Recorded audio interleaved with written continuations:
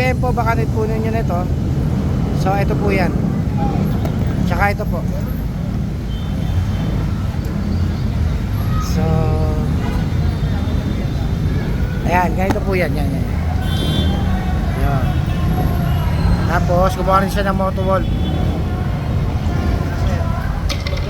Ito lang. Yan. So pag need nyo po niyan, yan. Ayan po yung ginamit namin switch, meron na po tayo. Tapos ayan po yung kanyang side mirror. Yung side mirror magandang klase po. Ayan. Kita naman sa salamin. Okay pre. Ito po yung laser gun. Yan. Lagyan po namin ng passing yan. So ayan po yung passing. Okay. Okay. Thank you. Tapos ito po, pag need po ninyo nito, yan. Yung motor volt na yan, available po sa atin yan. Thank you. Pare, wala